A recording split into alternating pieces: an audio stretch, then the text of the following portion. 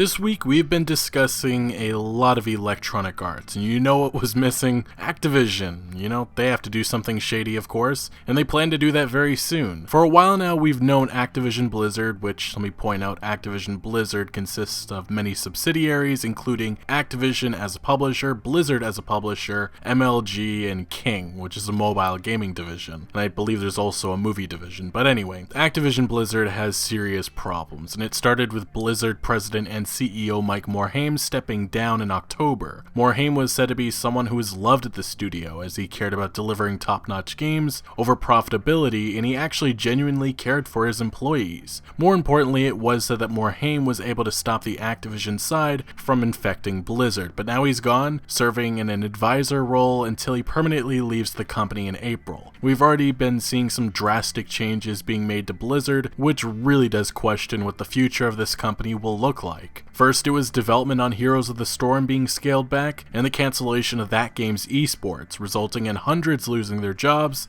with no notice. Based on recent surveys, it looks like Hearthstone may be next to have its esports killed. But based on some reporting done by Kotaku's Jason Schreier, it looks like this is all happening thanks to Activision's influence taking over Blizzard. So right now, it's all about cutting costs. Back in December, it was reported that Blizzard was attempting to avoid criticism by getting rid of employees through a program called Career Crossroads, which was designed for veteran customer service representatives who had been at Blizzard for more than 5 years. But this year, back in 2018, it opened up to QA and IT, according to one person familiar with the program. Blizzard has also lowered the number of years required to take a buyout, opening up Career Crossroads to even more employees, likely in hopes of increasing those numbers. Over the course of the last year, Blizzard has been trying very actively to find creative ways to cut costs that won't draw negative press attention, said a former employee. Additionally, as reported by Eurogamer, over 100 Blizzard customer service staff members who worked at the company's Ireland office accepted money to leave the company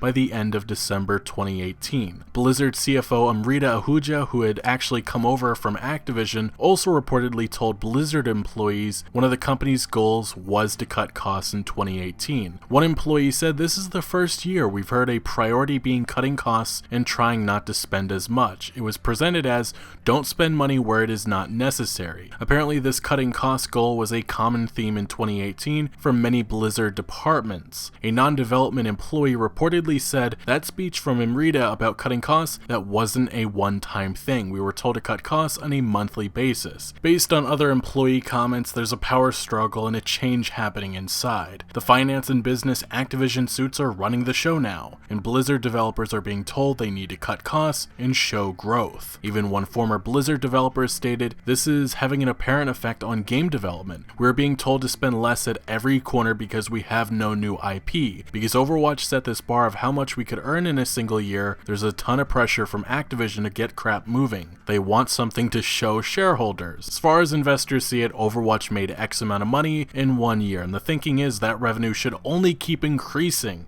So Overwatch 2 or whatever has to make more money. Isn't it crazy how dangerous success can actually be?" But to make matters worse for Activision Blizzard, their mobile gaming division is in deep trouble. The Swedish tax agency is going after King, best known for Candy Crush Saga, which is a company owned and under Activision Blizzard. The Swedish tax agency alleges that they owe $370 million in taxes and want it by the end of February. Ouch. But the overall problem hitting Activision Blizzard is they're not making enough money, and hiccups like this King situation just make things even worse. But that's the thing in this gaming industry. Activision Blizzard and Electronic Arts all have to show growth for their investors, and if that does not happen, people lose their jobs. Activision unfortunately is falling apart. Call of Duty has really been holding things together, but Destiny 2 was seen as a disappointment to Activision, which ultimately resulted in Bungie acquiring Destiny and ending their partnership with Activision. Why did they do this? Well, they were obviously at odds with Bungie wanting further monetization with Destiny 2, and overall the release plan was just not working, which Activision just decided it was not worth the investment anymore on this franchise. Them letting Bungie acquire Destiny also shows they do not have faith in this franchise moving forward. Is that because of something like Anthem?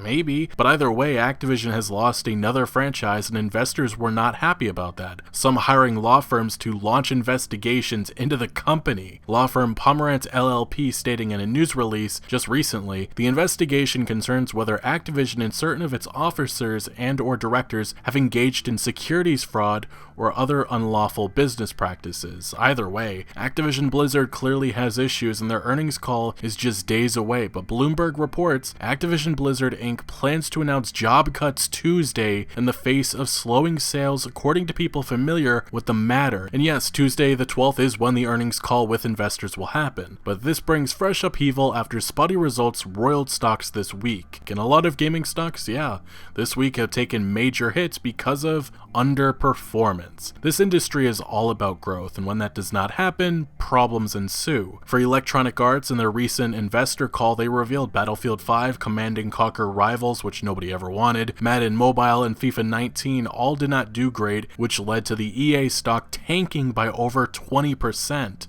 But as of the last few days, that stock has recovered thanks to Apex Legends. Anyway, Take-Two also has taken a major hit. Their stock earlier this week also fell by nearly 15%. The reason why was because the company did not meet expectations. They were $100 million below Wall Street forecasts. Even with Red Dead Redemption 2 selling more copies than expected with 23 million, it was not enough. Grand Theft Auto Online sales and revenue dropping, as well as questions surrounding Red Dead Online, all contributed to the stock's tumble. With both of these other powerhouses falling, expectations are that Activision Blizzard will also not meet expectations come Tuesday, and that can be blamed on a variety of factors, including Overwatch and Hearthstone slowing down, and no longer having control of Destiny 2, which is projected to cost them $400 million in lost sales just this year alone. And so far, investors have reacted accordingly based on these factors, as well as Take-Two and Electronic Arts both having bad quarters, which has led to the Activision Blizzard stock tanking by over 10% already, even before the Tuesday earnings call. But continuing with this Bloomberg article, the layoffs, which could number in the hundreds, are part of a restructuring aimed at centralizing functions and boosting profits, said one of the people who asked not to be identified because the changes have not been announced. Activision employed 9,800 people at the end of 2017. Analysts expect Activision sales to decline by about 2% this year to $7.28 billion. Isn't that crazy? How making $7 billion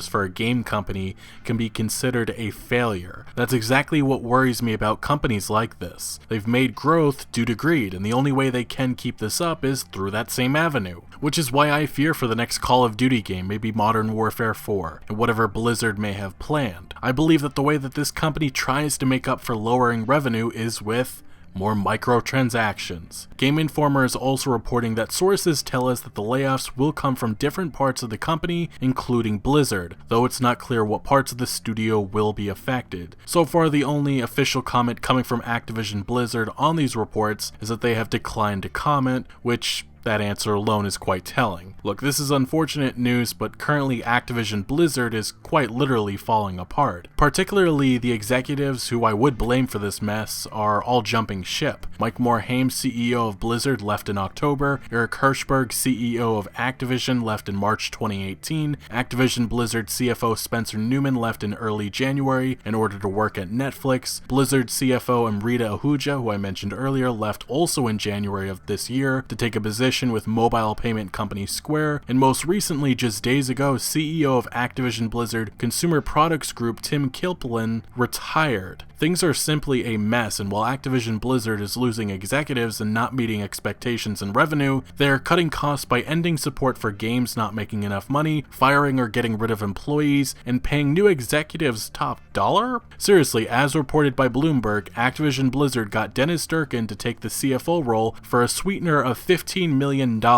Additionally, it's also been said that Activision Blizzard CEO Bobby Kotick is paid around $30 million a year, and I mean, if you really want to cut costs, maybe start with outrageous salaries like that.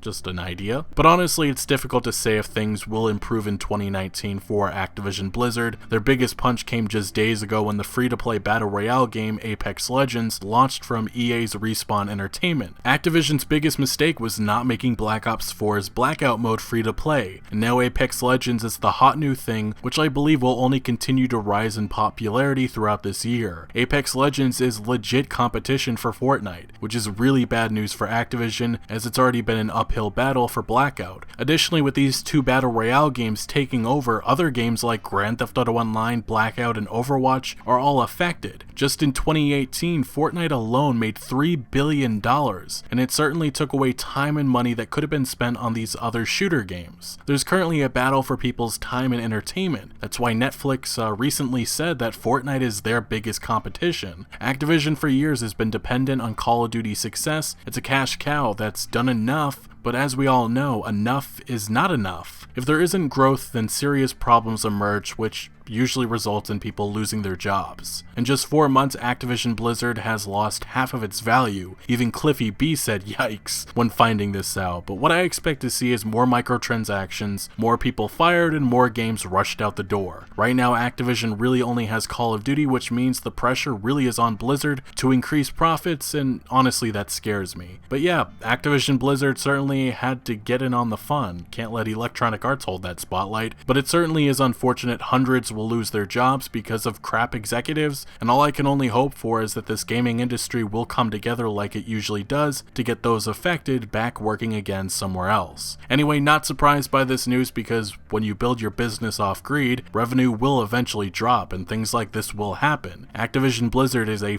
terribly run company, and this is just further evidence of that. But how do you feel about Activision Blizzard firing hundreds of employees? Let me know your thoughts down in the comment section below, but thank you for watching. Make sure to leave a like if you did enjoy this video or found any informative value, and consider subscribing for more videos like this, and I'll see you later.